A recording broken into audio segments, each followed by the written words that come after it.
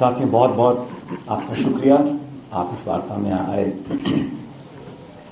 आप सब जानते हैं कि 1 फरवरी को भारत सरकार का केंद्रीय बजट प्रस्तुत किया जाएगा और कांग्रेस पार्टी ने सदन के अंदर, सदन के बाहर हमेशा उन मुद्दों को उठाया है जो आम नागरिक से जुड़े मुद्दे हैं। उनमें से बड़ा प्रमुख मुद्दा है हमारी अर्थव्यवस्था का, हमारी इकोनॉमी का।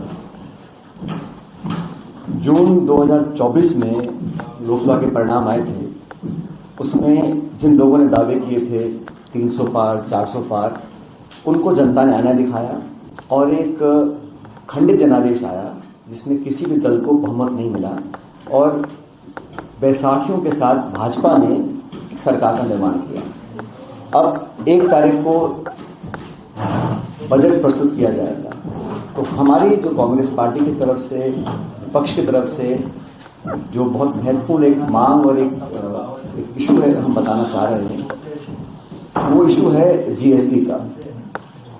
जीएसटी एक कंजम्पशन टैक्स है जो उपभोक्ताओं से वसूल किया जाता है। तो जब भी सरकार के आंकड़े आते हैं कि record GST collection, record breaking GST collection, वो बेसिकली मध्यम वर्ग से, मिडिल क्लासेस से जो इनडायरेक्ट टैक्स दिया जाता है उसका जिक्र करते हैं। इस देश में इनकम टैक्स देने वाले लोगों की संख्या सिर्फ 5% है और जीएसटी सभी नागरिक इनडायरेक्टली दे रहे हैं। लेकिन इसमें सबसे ज्यादा जो भार पड़ रहा है वो प्रोफेशनल्स, मध्यम वर्ग और जो लोग आमदनी कमा रहे हैं उनके ऊपर पड़ता है। सरकार ने अनेकों स्लैब बना दिए हैं और मजे की बात यह है कि जब यूपीए सरकार ने पहली बार जीएसटी की कल्पना की थी, तब इसी बीजेपी ने पुरजोर विरोध जीएसटी का किया था। और सिर्फ जीएसटी का विरोध नहीं किया था, जब मनमोहन सिंह जी सरकार में हमने पहली बार आधार कार्ड का प्रयोग किया था, तब बीजेपी ने पुरजोर विरोध आधार कार्ड का किया था, यूआईडी का किया था, डीबीटी जो डायरेक्ट बेनिफिट ट्रांसफर है जिसका बहुत भाजपा प्रचार करती है। जब पहली बार हम लोगों ने राजस्थान के एक छोटा कस्बा है कोट कासिम, वहां पहली बार डीबीटी के माध्यम से एलपीजी की सब्सिडी हम लोगों ने दी थी, तो केंद्र सरकार का बहुत विरोध भाजपा ने किया था। आर्थिक मुद्दों पर एफडीआई रिटेल के अंदर भाजपा ने विरोध किया, आज उसकी वो एडवोकेट बन गए हैं। FDI in defence sector BJP ने पुरजोर विरोध किया था, आज उसके वो प्रमोटर बन गए हैं। तो अपने स्टैंड को लगातार भाजपा बदल रही है। जीएसटी का विरोध करने वाले, और जीएसटी काउंसिल में जब चर्चा होती थी तो गुजरात के तब के मुख्यमंत्री मोदी जी इसका पूरा विरोध करते थे। और जीएसटी जब लागू करी बीजेपी सरकार ने, तो रात के 12 बजे सदन के अंदर बहुत माहौल बनाकर जैसे उन्हें आविष्कार किया है और एक फ्लॉड जीएसटी इंप्लीमेंट किया है। फ्लॉड में इसलिए बोल रहा हूं क्योंकि हर सरकार को आमदनी बढ़ानी होती है। ये सरकार आमदनी बढ़ा रही है चंद लोगों की और बहुत सीमित जो वर्ग है। आप आंकड़े देखिएगा, कॉर्पोरेट्स को 2 लाख करोड़ का टैक्स ब्रेक और मध्यम वर्ग से आप जीएसटी वसूल रहे हैं। जीएसटी जब जनता का आप लगातार ले रहे हैं तो उनको कोई राहत नहीं मिल रही है। इन्फ्लेशन और महंगाई और खासकर जो फूड प्राइस इन्फ्लेशन है वो रिकॉर्ड तोड़ रहा है। हर चीज, एलपीजी सिलेंडर हो, खाद्य पदार्थ हो, रोजमर्रा की चीजें हो, उसके दाम बढ़ रहे हैं। तो अब समय आ गया है कि सरकार को जीएसटी 2.0 लाना पड़ेगा और लाना चाहिए। उसमें इतनी सारी स्लैब्स बनी हैं। अब बहुत एक चर्चित उदाहरण है पॉपकॉर्न का। अब उसमें 3 तरह के टैक्स लगा रखे हैं। जो छोटा व्यापारी है उसकी वो पालना नहीं कर सकते हैं। इतना जटिल, इतना मुश्किल, इतना कॉम्प्लिकेटेड ये प्रोसेस है कि छोटा व्यापारी इस जीएसटी को कंप्लाई नहीं कर पाता। कंप्लाई नहीं कर पाता है तो उस पर आतंक आता है, इंस्पेक्टर्स का और डिपार्टमेंट का नोटिस आते हैं, उसका शोषण होता है। वैसे ही पूरे देश की एजेंसीज हैं, जो इनकम टैक्स है, रेवेन्यू सर्विसेज हैं, जीएसटी के इंस्पेक्टर्स हैं, लेबर इंस्पेक्टर हैं, वो तमाम आतंक मचा के रखते हैं। और ईडी सीबीआई की तो बात ही मैं नहीं करूंगा, आप सब जानते हैं। लेकिन अर्थव्यवस्था को बेहतर बनाने के लिए मध्यम वर्ग के ऊपर जो भार डाला है सरकार ने, उसको कम करने का समय आ चुका है। तो हमारी मांग है केंद्र सरकार से, वित्त मंत्री महोदया से, कि आंकड़ों के जाल में जनता को ना फंसाएं, स्लैब्स को रैशनलाइज करें, जीएसटी के माध्यम से मध्यम वर्ग पर जो भार पड़ रहा है, और जो गृहिणी हैं जो 10-20 हजार रुपये महीने कमाते हैं, उन्हें तो अपने 2 बच्चे पालने होते हैं, उनके ऊपर मैक्सिमम दबाव उन पे है और चंद उद्योगपति जो हजारों लाखों करोड़ के मालिक हैं उनको लगातार आप टैक्स ब्रेक दे रहे हैं। लाखों करोड़ रुपए का टैक्स ब्रेक चंद लोगों को और 80% जो देश की आबादी है उसके ऊपर आप जीएसटी का जो बोझ डाल रहे हैं उसके विरोध में हम लोग हैं। इस पर कई बार खड़गे जी ने, राहुल गांधी जी ने, कांग्रेस पार्टी ने अपनी बात रखी है, क्योंकि अब 2-3 हफ्तों के अंदर बजट पेश होगा तो हम चाहते हैं कि केंद्र सरकार जो जनता की भावना है उसको समझे और जीएसटी के मामले में अपनी जिद को छोड़े।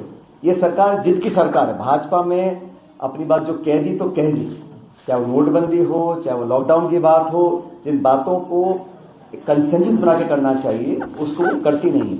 जीएसटी का जो पहला प्रपोजल आया था वो हमारी सरकार में आया था। स्वर्गीय मनमोहन सिंह जी की गवर्नमेंट ने इसको पहली बार प्रस्तुत किया था, क्योंकि इससे एक आपका टैक्स कलेक्शन बाइडन हो सकता है। लेकिन पिछले 10 सालों में टैक्स कलेक्शन का पूरा जोर, पूरी जिम्मेदारी और पूरा बर्डन मध्यम वर्ग और लो इनकम फैमिलीज के ऊपर पड़ रहा है। हम लोग चाहते हैं कि इसको रैशनलाइज किया जाए, इसको नेहरू पे पेश किया जाए और टैक्स टेररिज्म, देश में नागरिकों के ऊपर जो एक खतरे के बादल मंडराते रहते हैं वो सरकार का दबाव का टैक्टिक्स है। और जो इलेक्टोरल बॉन्ड्स को सुप्रीम कोर्ट इलीगल घोषित कर चुका है वो भी हजारों करोड़ रुपए आज भाजपा के खाते में जमा है। और चुनाव से ठीक पहले सरकार कांग्रेस के बैंक अकाउंट्स को सीज करती है। तो ये इकोनॉमिक जो दबाव है, आर्थिक दबाव है, ये पॉलिटिकल हम लोगों पर है जो है, लेकिन आम जनता को जो तकलीफ हो रही है उसके विरोध में कांग्रेस पार्टी है। और अगर कोई ऐसा प्रैक्टिकल जनता के हित में ये सरकार प्रपोजल लेकर आती है उसका हम समर्थन करने को तैयार है। ऐसा नहीं है कि हम विरोध करें क्योंकि विपक्ष में है, लेकिन जनता त्राही कर रही है। महंगाई से हर व्यक्ति, हर परिवार परेशान है, ग्रामीण क्षेत्र में, शहरी क्षेत्र में, और जहां हम आज बैठे हैं ये देश की आर्थिक राजधानी है। तो यहां पर भी हम लोगों को केंद्र सरकार को आगाह करने के लिए आए हैं कि पूरे देश भर में मांग उठ रही है कि इसको आप रैशनलाइज करिए। कमजोर वर्ग, medium income families, middle classes को आप राहत देने का काम करिए। और सिर्फ ये कैंपेन, अखबार, इश्तिहार, होर्डिंग, इनसे काम नहीं चलेगा। अर्थव्यवस्था को बेहतर करने के लिए जो कॉर्पोरेट्स को आप लगातार राहत देते हैं, टैक्स ब्रेक देते हैं, गवर्नमेंट के आसान से उनको लोन मिल जाते हैं, और निजीकरण और प्राइवेटाइजेशन भी सरकार जो करती है वो पारदर्शी तरीके से करे। कांग्रेस पार्टी उद्योग के पक्ष में है, कांग्रेस पार्टी निवेश के पक्ष में है, कांग्रेस पार्टी इन्वेस्टमेंट्स के पक्ष में है। लेकिन जो सरकार में देश की संपत्ति है उसका जो ट्रीटमेंट है, उसका जो डिस्पोजल है, वो मनमाने तरीके से आप सीमित लोगों को देना चाहते हैं, उनको मदद करना चाहते हैं। ये मैं समझता हूं देश के साथ एक धोखा है। इसलिए आर्थिक मामलों पर इस सरकार की जो अब तक का कामयाबी रही है, जो दिखाते हैं वो सिर्फ कागजी है। और ये कहना कि देश में हम इतने $1 ट्रिलियन कमा रहे हैं और हमारी अर्थव्यवस्था बहुत बेहतर हो रही है, इतना बड़ा मुल्क है भाई, 140 करोड़ लोग मेहनत करते हैं तब जाके देश आगे बढ़ रहा है। लेकिन सरकार को जो इनका फेवरेटिज्म है, जो पक्षपात की रणनीति करते हैं, उससे बचकर जनता का ध्यान देना चाहिए। और जीएसटी 2.0 उन लोगों को लागू करना पड़ेगा जहां पर स्लैब्स को रैशनलाइज किया जाए और मध्यम वर्ग के ऊपर भार कम पड़े। इस बात की मांग हम लोग करते हैं। तो जीएसटी का एक जो स्लैब है वो अभी है, तो एक ही रेट होना चाहिए। रेट्स को रैशनलाइज करना पड़ेगा। अभी बहुत ज्यादा कंफ्यूजन है। अभी 6 या 5 रेट तो स्लैब्स अभी हैं और हर बार नए आइटम जुड़ते हैं, कुछ निकल जाते हैं। जब गुजरात चुनाव आते हैं तो कुछ आइटम उसमें से निकाल देते हैं, कुछ पॉलिटिकल फायदा देखने के लिए। तो टैक्स रिजीम स्टेबल नहीं है। जीएसटी का जो क्लासिफिकेशन है वो अभी तक इरैशनल है, उसको रैशनल बनाना पड़ेगा।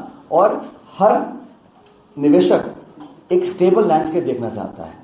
इस सरकार में इतनी बार अदला बदली होती है, लोग कंफ्यूज रहते हैं। और मैं तो कहता हूं जो छोटा व्यापारी है, धंधा करने वाला है, उसको कंप्लायंस करने के लिए बहुत मेहनत और बहुत पैसा खर्च करना पड़ता है। तो स्लैब्स को रैशनलाइज करना चाहिए। लेकिन अभी जो मैं देख रहा हूं, जो भारत देश का टैक्स कलेक्शन है वो अधिकांश भारत जीएसटी का मतलब कंज्यूमर बेस्ड टैक्स, तो इनडायरेक्ट टैक्स कंज्यूमर दे रहा है। हमें पता भी नहीं पड़ता हमारी जेब से कितना पैसा जा रहा है, तो वो तो उसमें कोई हमको टैक्स ब्रेक मिल नहीं सकता, कंसेशन मिल नहीं सकता। लेकिन जो लाखों करोड़ के मालिक हैं उनको आपके लोन राइट ऑफ कर देते हैं, आप टैक्स ब्रेक दे देते हैं, आप कंसेशन दे देते हैं, आप सब्सिडी दे देते हैं। तो ये जो डिसबैलेंस्ड अप्रोच है, इसके विरोध में हम लोग हैं।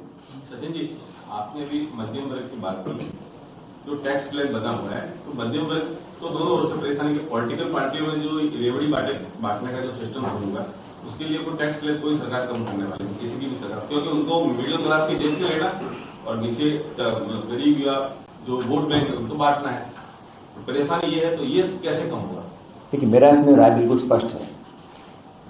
भारतीय जनता पार्टी, उनकी सरकार आज प्रदेश में भी है, देश में भी है, उत्तर प्रदेश में भी है। तो जब विपक्ष पे आरोप लगाती भाजपा कि आप लोग रेवड़ी बांट रहे हैं, तो वो काम रेवड़ी वाला हो गया। लेकिन 80 करोड़ लोगों को आप सब्सिडाइज खाना दे रहे हैं, वो रेवड़ी नहीं है।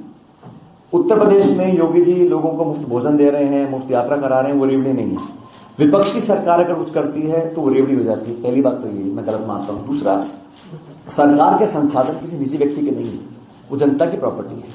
अगर टारगेटेड इंटरवेंशन कर जरूरतमंद लोगों को हम मदद, सहायता, राहत पहुंचाते हैं, वो हम सबको करना चाहिए।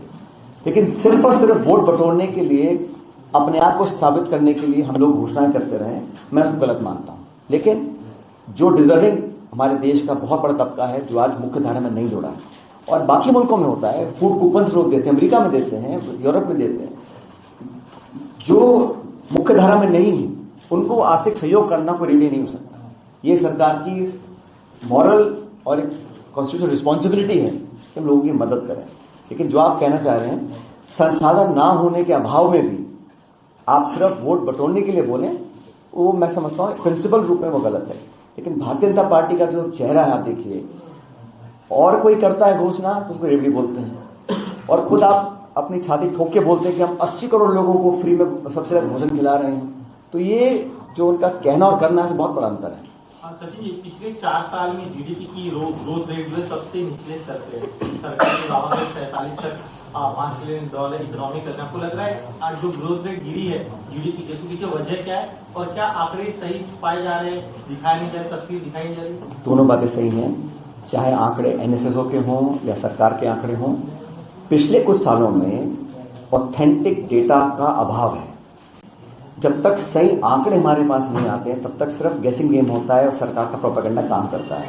तो सरकार ने जानबूझ के स्टैटिस्टिकल डेटा, सेंसस, एनएसएसओ, तमाम जो डेटा है वो रोक के रखे हैं और वो सिलेक्टिवली रिलीज करते हैं उसको।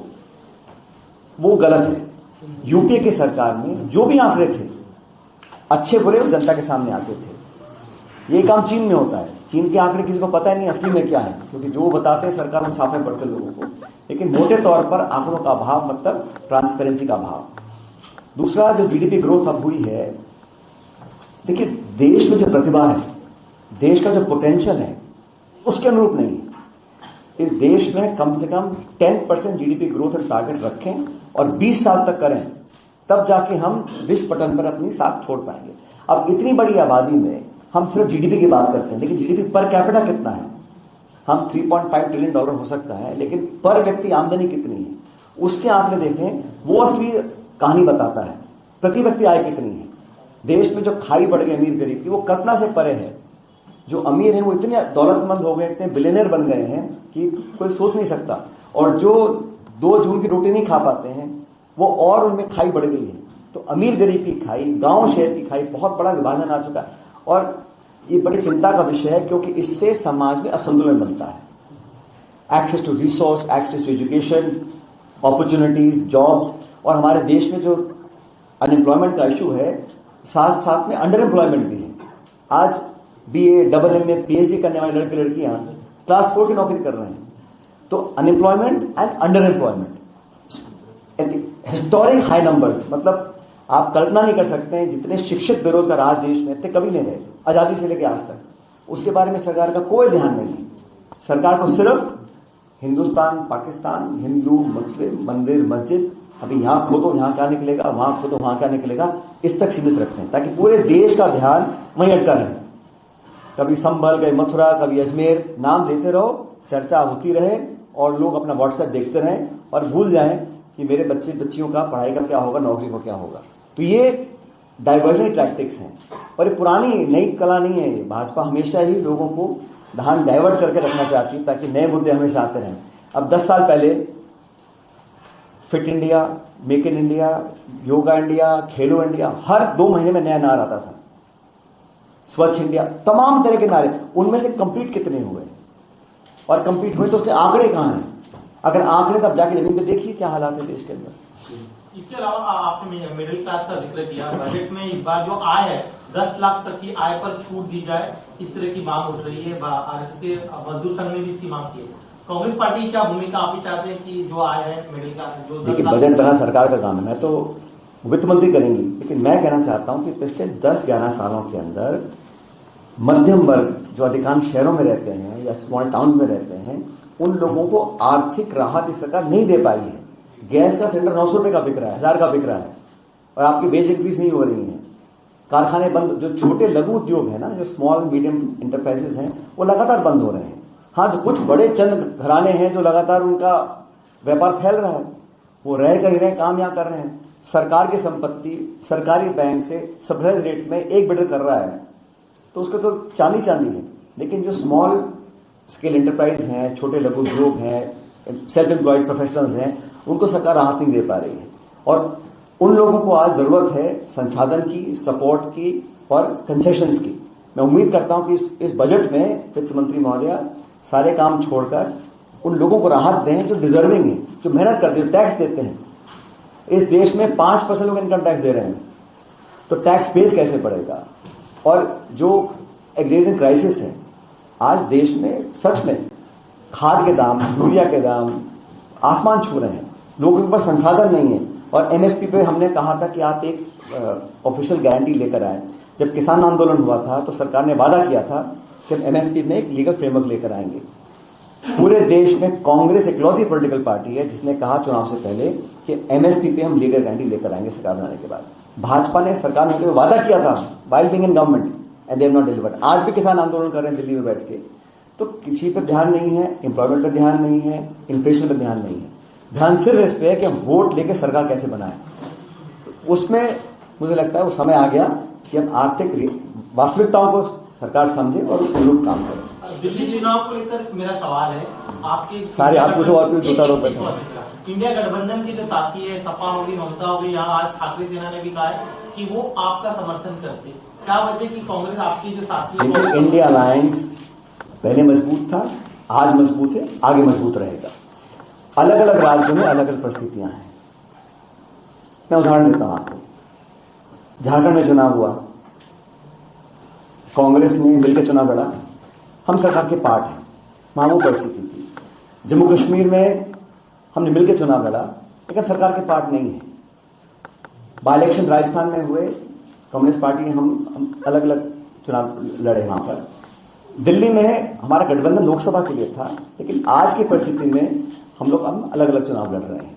तो ये कहना कि इससे इंडिया अलायंस नेशनली कमजोर पड़ेगा, मैं मानता हूं गलत है। कि हमारा गठबंधन जिन मुद्दों को लेकर हमने किया था, संविधान हो, देश में जो हालात बने भाजपा के शासन में, उन मुद्दों पर हमारी आज भी एक राय है कि अलग अलग राज्यों में अलग अलग दलों के साथ अलग अलग परिस्थितियां पैदा होती हैं। तो मुझे लगता है हमारा उद्देश्य, कांग्रेस पार्टी का उद्देश्य यही है कि जहां हम चुनाव लड़ रहे हैं वहां मजबूती से लड़ें, अच्छे परिणाम लेकर आए। सर, आप जिक्र करें कि इंडिया अलायंस वीक नहीं हो रहा है, लेकिन जिन्हें राज्यों का आप एग्जाम्पल ले रहे हैं, वहां कहीं से कांग्रेस जरूर कमजोर पड़ती नजर आ रही है। तो ममता बनर्जी हो, उद्धव ठाकरे हो, तो आपका साथ छोड़ता आ रहा है, तो प्रेशराइज। ये कहना बिल्कुल गलत है। कोई किसी का साथ नहीं छोड़ रहा। जैसा मैंने कहा, समय के साथ चुनावी स्टेट्स को देखते हुए, परिस्थिति को देखते हुए कभी कोई निर्णय लेने पड़ते हैं। लेकिन इंडिया अलायंस का जो फॉर्मेशन था, जिन मुद्दों को लेकर हम इकट्ठे आए थे, सदन के अंदर, सदन के बाहर, आज भी वो हैं, हमेशा रहेंगे।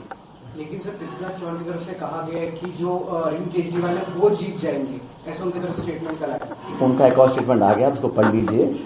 मैं इतना कहना चाहता हूं कि जहां जौन सा दल चुनाव लड़ता है, कोई हारने के लिए नहीं लड़ता है। Nobody fights lose elections. जब परिस्थिति ऐसी है कि हमको चुनाव लड़ना है, स्टेट यूनिट्स की कुछ राय होती है, उसको पार्टी को मानना पड़ता है। तो हर स्टेट की अलग परिस्थिति है। अभी बाई इलेक्शन हुए थे उत्तर प्रदेश में, वहां हम लोगों ने कंटेस्ट सपा ने किया था। तो हर स्टेट के अलग अलग लैंडस्केप बनता है। लेकिन दिल्ली के अंदर हम लोग अपने दम पर चुनाव अभी लड़ रहे हैं फिलहाल, और मुझे लगता है अच्छा परफॉर्मेंस हम लोग करेंगे। बीजेपी की तरफ से ऑपरेशन लोटस चलाया जा रहा है, फिर चाहे वो कोई भी राज्य हो, लेकिन इंडिया गठबंधन कहीं ना कहीं लड़खड़ाती नजर आ रही है। अभी बीएमसी के चुनाव महाराष्ट्र में होने वाले हैं, लेकिन दिल्ली में अभी विधानसभा चुनाव होने वाले हैं। इसको किस तरीके से देखते हैं बांग्लादेशियों को लेकर? मैडम, पहली बात तो अभी चुनाव दिल्ली में हो रहे हैं और दिल्ली पे हम चर्चा कर चुके हैं। बीएमसी चुनाव चर्चा तो भी कोई है नहीं। जब चुनाव आएंगे तभी चर्चा अभी करेंगे। से उद्धव ठाकरे ने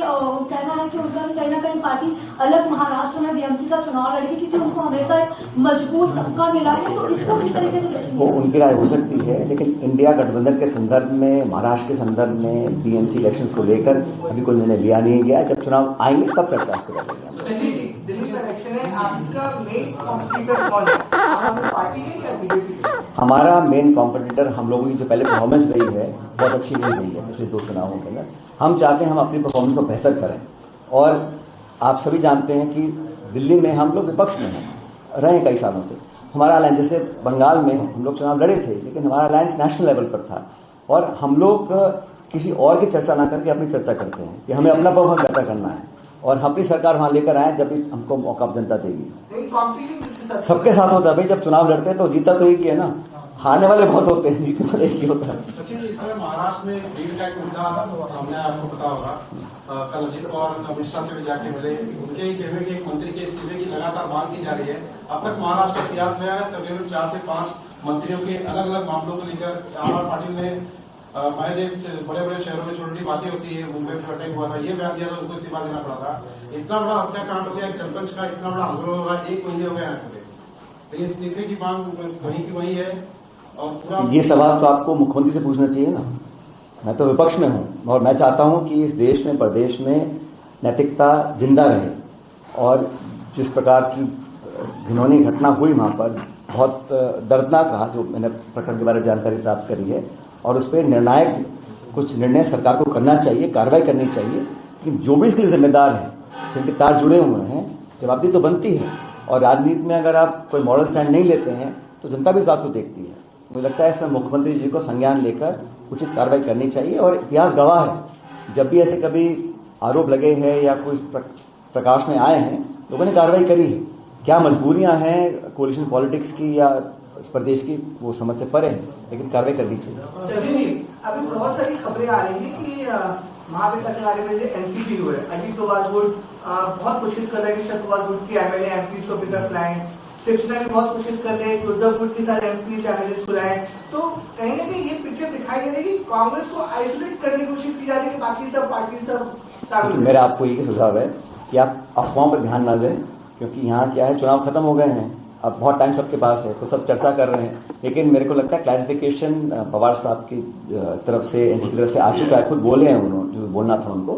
मैं उनकी पार्टी की तरफ से कुछ बोलना नहीं चाहता हूँ, लेकिन इतने बोलना चाहता हूँ कि प्रदेश और देश में इंडियन अलायंस जो गठजोड़ था वो मजबूत है और मजबूत रहेगा। सचिन, इसके अलावा आज शरद पवार जी ने और ठाकरे सेना की तरफ से भी कहा गया था कि विधानसभा चुनाव में आरएसएस ने जमीन पर, और हरियाणा में भी आरएसएस ने जमीन पर उनके कार्यकर्ता बहुत अच्छा काम को उनसे सीखने की जरूरत है। आपका भी सेवा दल है, वो उतना एक्टिव नहीं रहा है, तो आप चाहेंगे कि जिस तरह से जैसे वो मान रहे कि जमीन पे काम हो रहा है, कांग्रेस को भी इस तरह से जमीन पे उतर कर काम करने। देखिए, मैं तो किसी और के बारे में नहीं कहना चाहता हूँ, लेकिन अभी बैंगलोर में हम लोगों की एक मीटिंग हुई थी वर्किंग कमेटी की।